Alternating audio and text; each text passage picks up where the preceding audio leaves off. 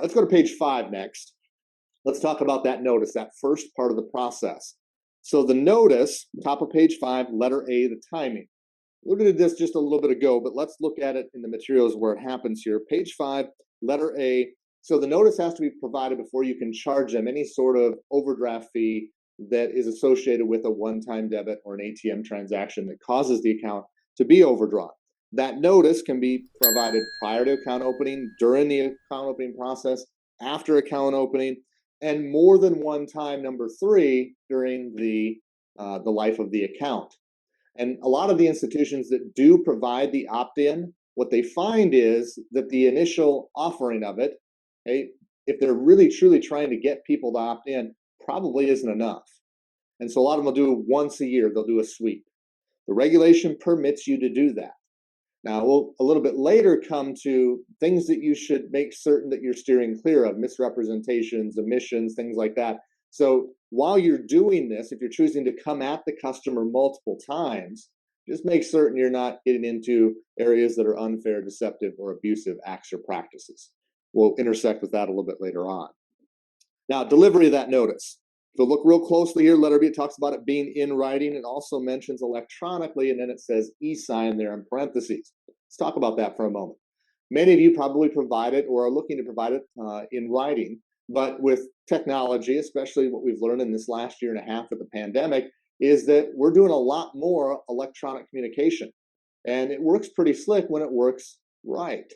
Well, there's an intersection here with Reg E, where the e-sign act comes into play. Now, I'm not an e-sign expert, but I know enough here to get you where you need to go.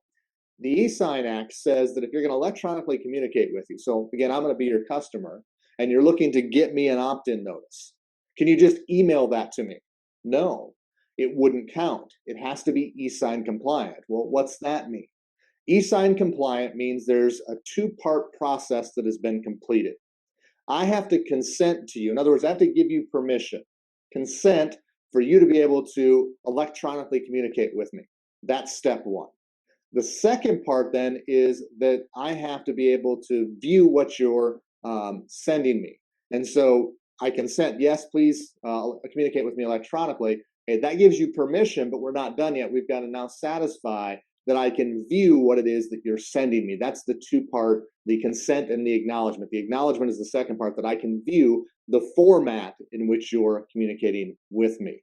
You have to satisfy that for each customer that you're going to communicate with electronically with respect to this compliance requirement. Now, it's not just this requirement. There's other requirements out there, but for today's purposes, we're just going to talk the opt-in. Letter C, there's a model notification. Now, the regulators gave us this model notice. It's on page 6. We'll go there in a minute. It's labeled letter A9, labeled A9 by way of the regulation. The model form is it's not the best. Let's just put it that way. They've proposed to revise this at least once, and that hasn't happened. That hasn't been finalized. My guess is what you see on page 6 is going to look differently at some point. But until then, this is our model form. Now, the model form, if you've seen it before, looks a little different than what we have on page 6. We've provided some annotations there. That's those rectangular boxes and square boxes that you see that give you just a little more information about what goes into the notification that has to be provided.